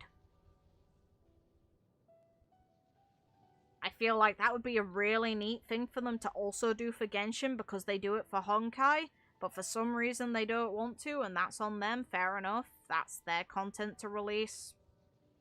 I'm not going to complain too much. I find it a shame, but it is what it is. But I don't see why players hold beta tests in high account when the content is subject to change, and that's the purpose of a beta test. It's to test the functionality so the devs can decide if it functions as it should or if it needs changing. That's why there's normally multiple phases of beta tests.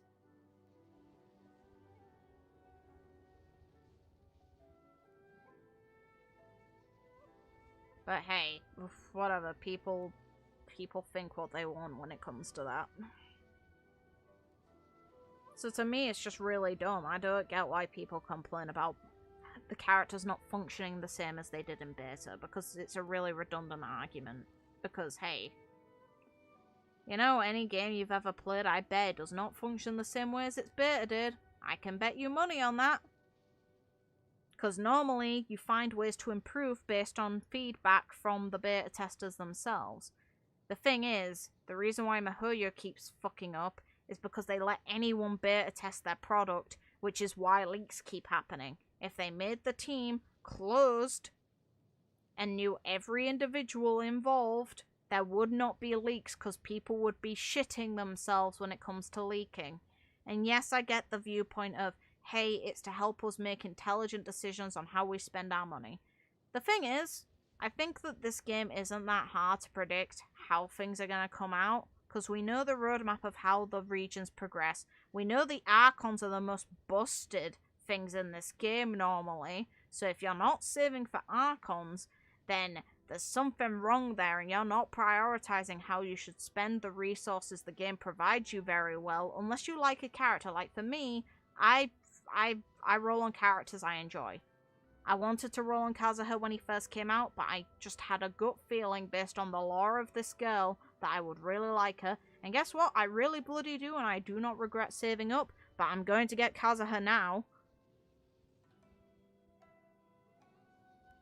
And then people saying, I feel that people who looked into betas are just very entitled. Mihoyo owes them something, and now Mihoyo's suing Bilibili.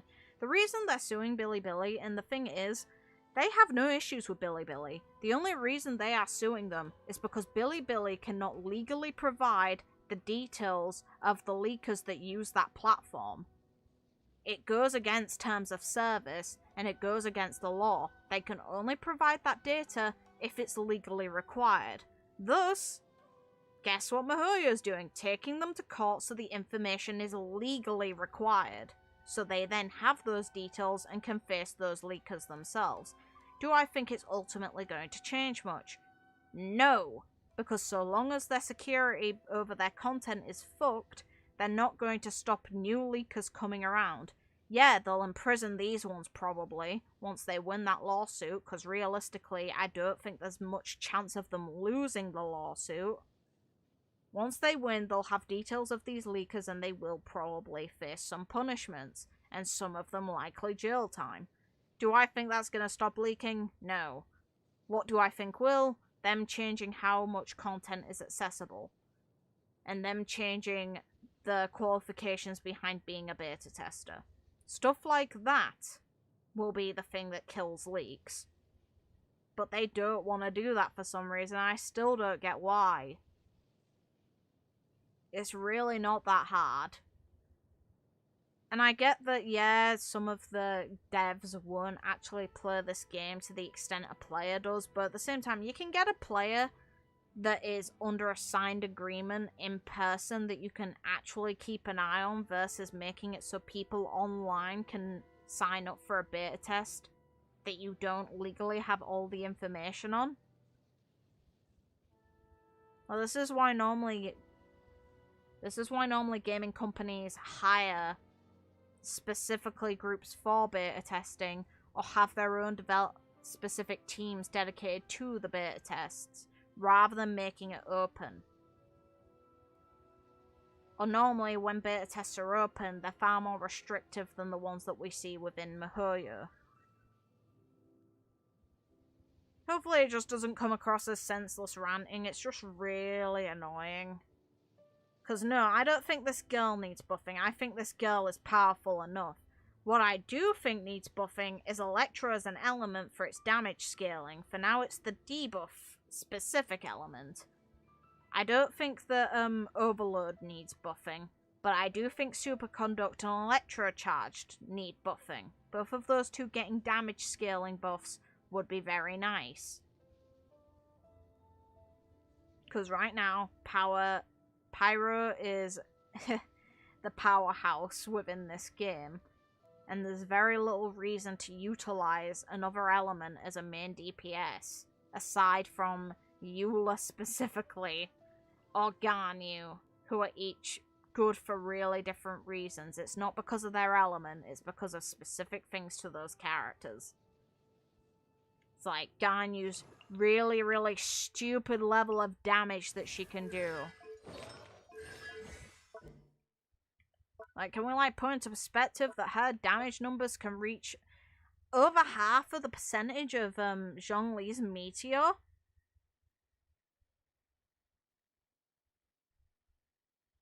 It's like, her Frostflake damage percentage is kinda nutty. Then Eula's just very, very buff.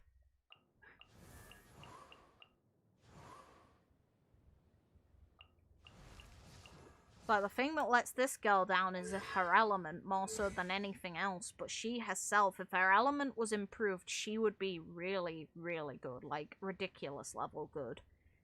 Considering how weak Electro is as an element in comparison to some of the others, and she's this powerful still, it should say a lot about the level of power this girl is actually rocking.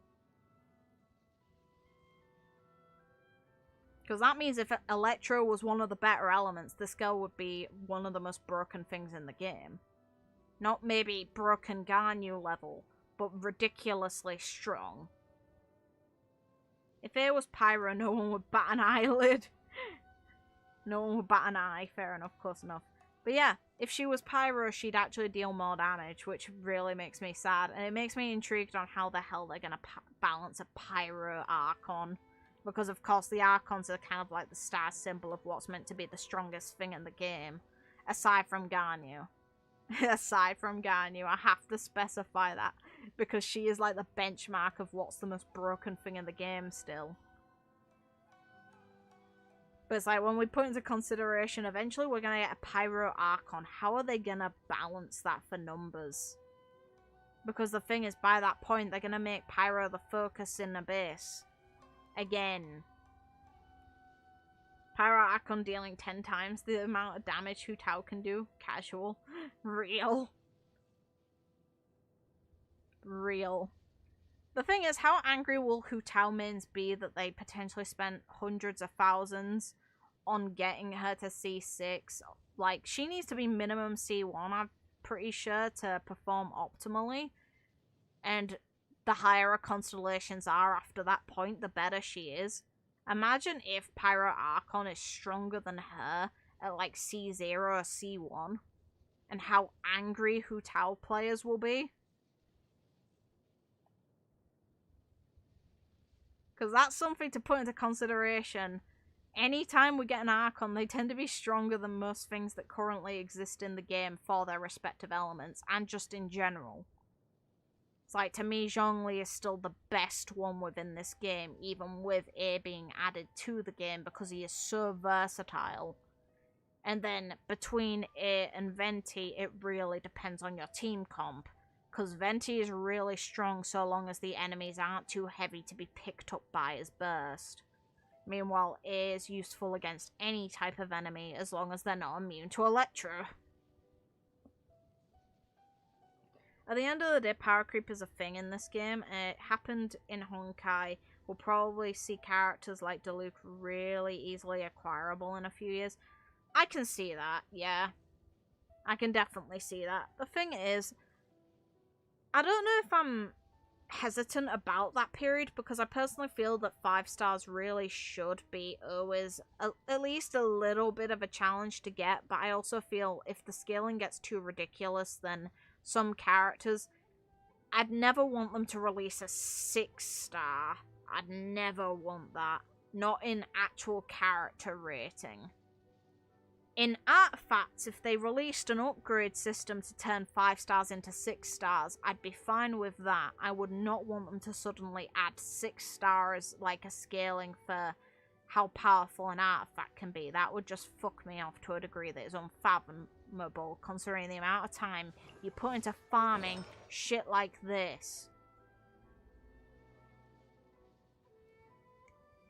But the only way I can see them potentially turning characters into a 6 star is if you get them to C6 and it gives you another ascension option after that to turn the character's level up to 100 or something. That is the only way I can see that being fairly implemented.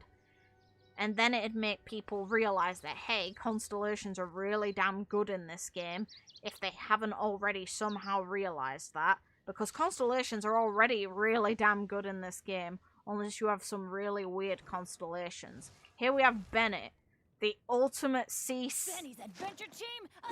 Shut up with your quote. We have the ultimate 4 star that should have been a 5 star character. So long as you don't turn him C6. So long as you don't turn him C6, he is a 5 star character. If you have him at C5. It's like, he's better than Jean. He really should have been 5 star, but they were just like, yeah, Jean works. This boy, yeah, passive attack buff. Here you go. That works for anyone, unless you fuck up his C6. His C6 turns up his ability. That's the issue with it. Read this. Thankfully, I do not have the way to activate, so even if I misclick X, I'm not gonna fuck up mine. But Sword, Claymore, and Polearm characters inside of Fantastic Voyage, which is his burst that goes on the ground and it increases your attack damage. Radius gain 15% pyro damage bonus, and their weapon is infused with pyro. That's really good for pyro characters exclusively. So long as you're not against enemies that are immune to pyro. If you're using any other comp, this will fuck up your damage. And if your enemy is immune to pyro, then you're actively fucked over. And that makes the C6 on this character incredibly shit. Then you have boys like this whose C6 makes him very good. It's like, this guy is borderline a 5-star to me. He's really powerful. Just at the same time, I know that other Hydra characters do make Xingshi not as good as he is. It's like, Child, he's really good, especially apparently with Thundering Pulse, which is really funny. C6 on this girl is really helpful. Sarah, I wish I had the means to sort her out, but because of her upgrade mats, I really don't want to sort her out just yet, but eventually I will playtest and mess around with her using A and see how well it is compared to using Bennett. Because I've heard some interesting things about her gameplay. I haven't really messed around with her beyond the playtest.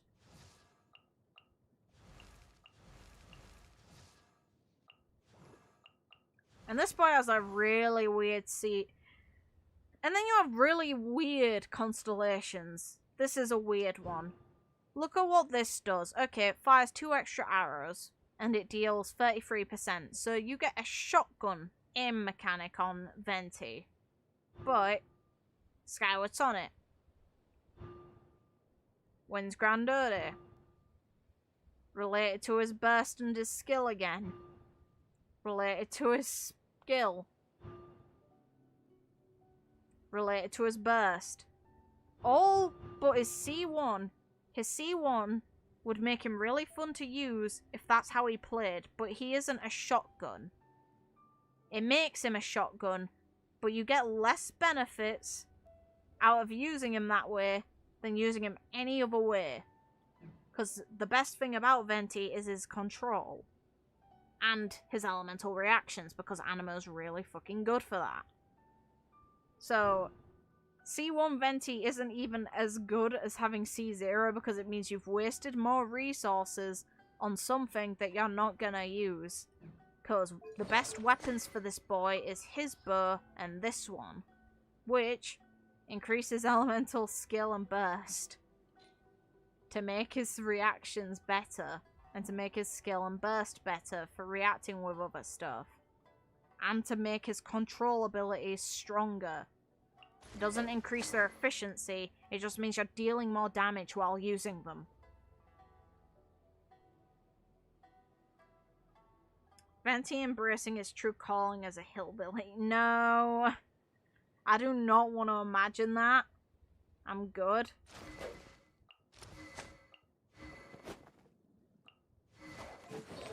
So the last 2 skills, let's just check the ones I'm missing. This is for a skill to go up an extra 3 levels. And then there's this one. Musa Ishin State applied, and it decreases all nearby party members, not including herself's elemental burst cooldown when it hits an opponent. That's really, really strong. Really, really strong. The thing is, you don't need it. To make her optimum DPS, you'd need this one. You'd need to get up to a C3. Because C2 is where she becomes functional as a DPS. This increases her damage as a DPS. This is really good as a support. This is good for both support and damage. This is really good as a support again. But the thing is, her standard skill is not what you tend to use for her damage output. It's her ultimate where her DPS comes into play. So you can safely ignore the last 3 constellations if you're going for DPS build. And this is good for DPS and support because it just increases the rate of resolve she gains. It ultimately benefits her the most, but it benefits others as well. So it's interesting because Zhongli, I've heard that all of his constellations are good aside from his C6 depending on the comp. His C6 heals, which makes it not good for Hu Tao, or any other character that deals more damage for losing health. So it's kind of interesting because she's the first Archon, I think. out of the lot that every single constellation is utilized if you're using her. If you get C6. Because on Venti, his C1 is never used, and if you do use it, then you're doing it to fuck around, and I appreciate you, but that's not how he's meant to function optimally. Meanwhile, Zhongli, it depends on your team comp, because if you use someone like Hu Tao and have a C6, then you're actively shooting yourself in the foot. But either way, that's just how I see it. I'm intrigued to see what Dendro Archon's gonna eventually do, though, because that's the next Archon we will get. It'll probably be a skip for me. Though I'd be interested in trying to get them. Just at the same time, can I see it realistically happening depending on when Kazuha drops? I'm getting Kazuha. I found him really, really fun. I want Kazuha, and I'm already starting to save stuff for Kazuha. Actually, where is it? I've got this starting to be prepared. It's almost done. I will progressively get refinements towards it. But this is for him if, you know, I don't roll on the weapon banner ever again, which is definitely, like, I definitely don't aim on going for weapon banners if I can avoid it. Yes, I went for Raiden Shoguns. Yes, I know. But she's my main. I was aiming to main her. I have mained her now. No one can complain at me for that. I haven't farmed his armor. I have actually gone through the domain for it, just I didn't get any good pieces, so I fed them to other pieces. And then these are pretty sure it's the insignias from the treasure hunters that you tend to use for his ascension. I'm getting all of his gold ones first, so I can guarantee getting his skills up as much as possible. Then I'm going to go for silver and bronze ones. And then his books, I'm pretty sure, are the same as Ganyu's, which are the ones of diligence. I haven't started farming those yet, because I'm still getting his stuff. I need one more, and then I don't need to worry about her talent books anymore. Then I'll be farming Kazuha's. / Ganyu's, because I do want to sort my Ganyu's skills out at some point. I'm probably going to save all the remaining crowns I've got, or at least 3 of them definitely, once I fully crown A, to fully crown Kazuha. The Primordial Jade polearm will be mine. Need it for Zhao. Best of luck on getting it. Honestly, best of luck. Weapon banners are a shit. I'm so glad I didn't fail the banner, so I didn't have to potentially spend money.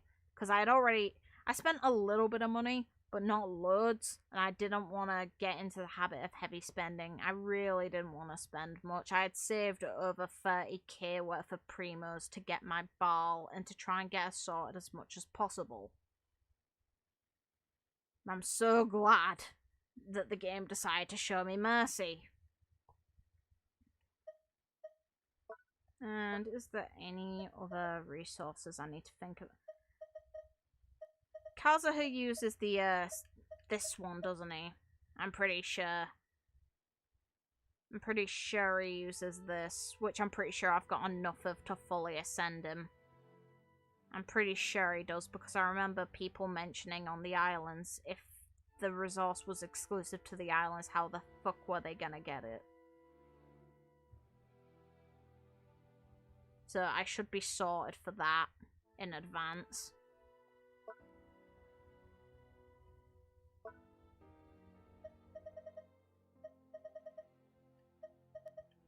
This is a reason I hate fishing, respawning once every 3 days.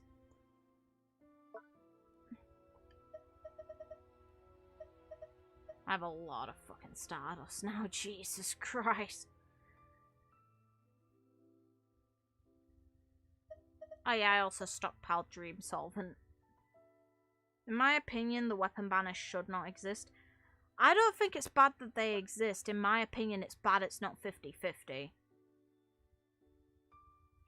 It's like, in my eyes, I understand the weapon banners being separate from the character banners, because then at least you're minimum going to get something that's usable by a character, but I feel that the odds and the guarantees were introduced way too late because people fucked up the banner for getting Staff of Homer massively.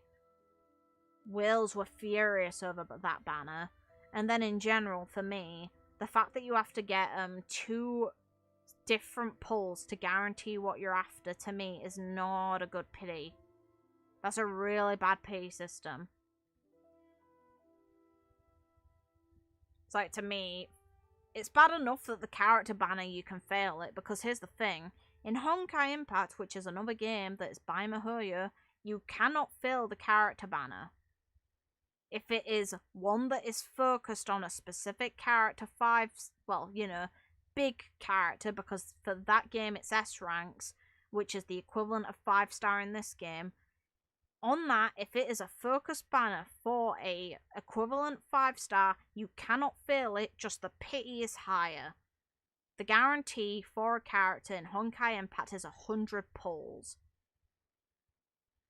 And that is to definitely get what you're looking for. Same goes for weapons. I'm pretty sure you guarantee get your weapon on specific versions of the focus banner in like 60.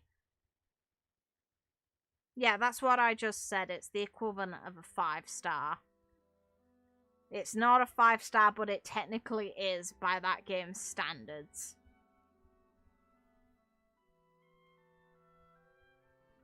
So to me, if they're gonna force that upon anyone, Elysia's weapon will be guaranteed in 50 pulls. See?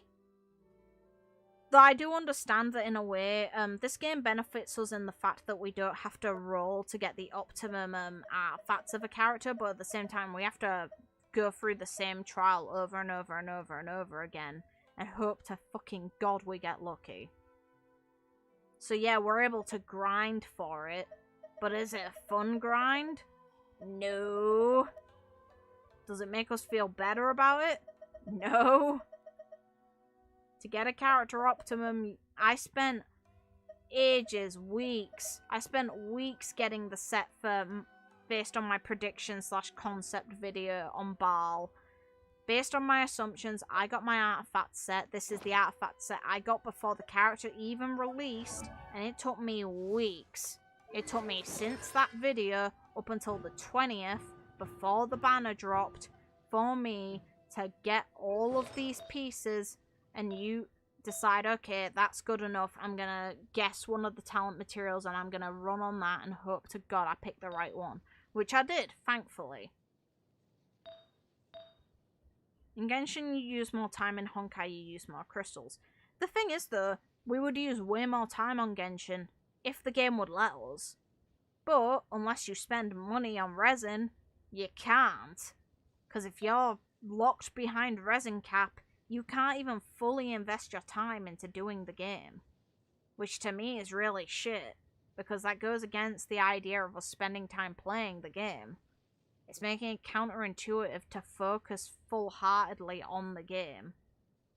Instead, we have to check in multiple times a day to make sure Resin doesn't max out, because if it does and you're free to play, then that's a big middle finger because you're losing out on potential runs. I do not like leaving this game alone for too long, because I don't think it's worth missing out on Resin. Unless I take a massive break from the game, which has happened before. I suppose it's so cool. I know that's random, but look at that. Why can't I make a pose like that in the camera photos? Because screw us, right? And yet they show her in one of the trailers in this position, with her back to us, but hey, fine. Meanwhile, me, who took months off of this game, this is fine. I took some time off back when they did the Windbloom Festival, and then I got mega fucking angry because they released the harp, and that item, I don't have it, and I wish I did, because I really like little stuff like that. I really like the fact that you can just implement music into the game. And I hope they add something else like that. or they rerun that at some point, because I really want any or all instruments that the game could decide, you know what, you can play this passively as a gadget. Yeah, gimme. I want that. Definitely. Fun.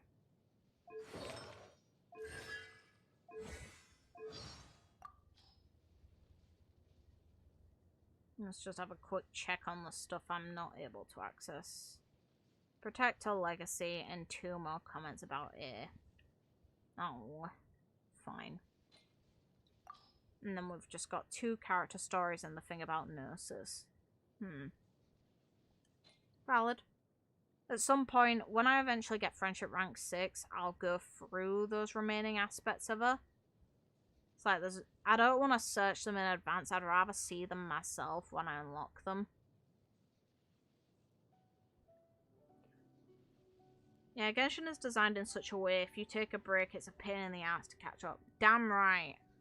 Unless you already max out your characters as much as you possibly can, I'd say that waiting on content and skipping, like, for a period of time, you miss out on primo gems. That is the worst thing you lose out on. But if you're already at the point I'm kind of at, where you're at, look, adventure rank 55. Adventure rank 45 is where you start being able to reliably get good artifacts. Once you get the good artifacts you need, and you've got a characters fully ascended, and with good talent levels, if you jump back in, for example, if you somehow missed one of patch updates, and you've then got a big block of story to do, and you've already got your character quite powerful, then it's not a pain to catch up then. The things it's a pain to do is to maintain an amount of primo gems, which now is the issue I'm going to be at again, because once this banner ends, I'm going to save every bloody primo gem I come across, hoping that Kazuha drops, so I can then get him home. And then the next character I'd probably seek is Dendro, because that is the one element we don't have, and that's the next element we're going to get introduced to, because that's the place we're going next. So we're going to get that last island, and then at some point down the road, we're going to Sumeru. Meaning we'll finally get playable Dendro. Which will be interesting to see how it interacts with other elements, because I doubt it'll be another thing like Anemo and Geo that can't interact with each other, but interact with everything else. Because we've already seen in enemies that when Pyro interacts with Dendro, it deals big damage. So I can see it being something that has quite a few elemental reactions.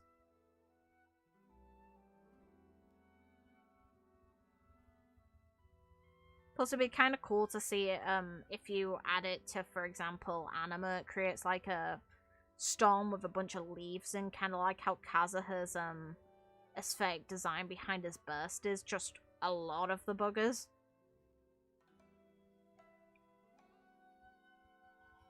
Or implement Dendro and then implement Pyro, and you're setting the enemy on fire excessively.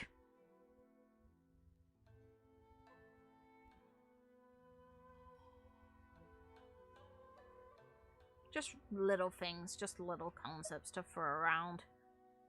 It'll be neat to see. But either way, hopefully you guys have had fun with this. I know that this wasn't, to be fair, it wasn't actually too short either. Just I did a lot of additional shit and talking outside of just going through the content that I aim to.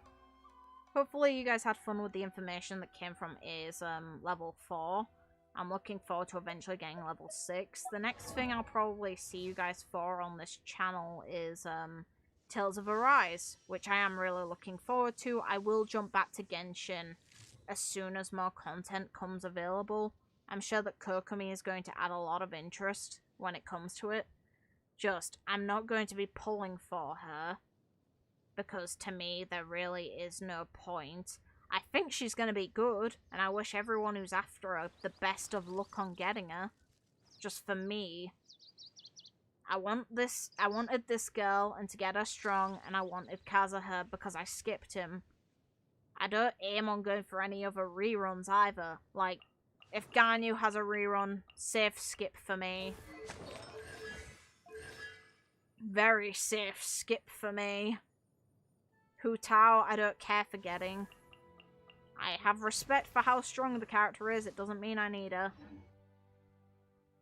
Albedo, I've got him at C0 and I have no intention of getting constellations for him. I got him because I needed a Geo character.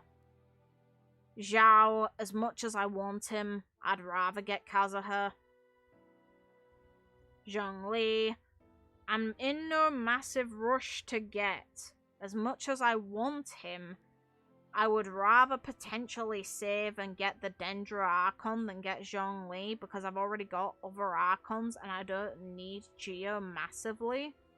I think he is the most worthwhile Archon to get. I absolutely believe that and I will absolutely stand by that until an Archon really is more worthwhile than him.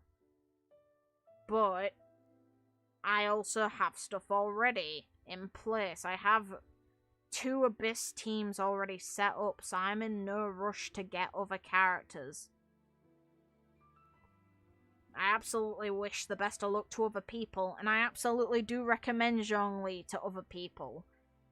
I find it so funny people are impulse buying here, like we've seen potential figures on how much money A has made Mihoyo, and while I get it, at the same time, do I think she's going to be as able to be utilized as Zhongli? No. Do I think she's very good? Yes. Do I think she's Zhongli level? No. Doesn't make her bad, it just means she doesn't fit into as many teams as him. He is way more versatile. And he is way better for completion of content in this game, considering he is the only character I'm pretty sure in this entire game that can solo just about all the content. Yes, it'd take you a while to kill some of the bosses as Zhongli, but you'd be able to make through every single bit of content in this game with just him in a team. And that's busted. I think Baal's banner has the highest sale at over 9.4 million.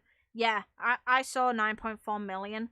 She is the highest singular banner though. Like, that's the highest sales across one banner. The highest moneymaker so far, unless that figure gets higher, is actually Klee or Zhongli, I'm pretty sure. One of those two sold more. Pretty sure in total if you count both of their banners. I'd have to double check again, but I found the figures somewhere. I'll probably post it on the community Discord. One more thing. Will you be watching the PlayStation Showcase tomorrow? I forgot about that. Yeah, I probably will be. I'll probably talk about it in messages on the community Discord when/if I do. I won't be making a video about it, probably, unless they really do show something nutty for me. But I definitely aim to watch, depending on the time. So, until next time, which should be on the 10th for Tales of Arise. Thank you all for tuning in. I hope you guys had as much fun as I did. Sorry that only the earlier section was spent doing the thing that the title is for, but I did do it, so it's not clickbait. If you go to the earlier section of the video, you will see precisely what is said on the title. And no, I will not be streaming it at 9 PM. I will not be. And I wouldn't stream it anyway because it wouldn't run fluidly for me. I can efficiently stream when I use the capture card. Streaming my desktop is another story. My PC does not like it. That's why I don't tend to play PC games on my channel. Because I can't. Because the CPU does not like it. So, if you guys had fun here, or like the content I'm doing, or look forward to anything I'm doing, I'd appreciate if you liked and subscribed. It's really cool to see you guys anticipate what's going on. And it's really cool to actually see you guys present for stuff. I really have fun during the live streams. And I'd recommend joining the Discord. That's where we tend to talk about any of the stuff that isn't mentioned during stream time. It's where I also tend to notify about stream time too. And I just enjoy seeing you guys enter there. It's a nice little community hub. It's very chill. So until next time, have a good night, morning, day, whatever time it is wherever you guys are in the world. And see you, hopefully, for Tales of Arise. Take care, everyone.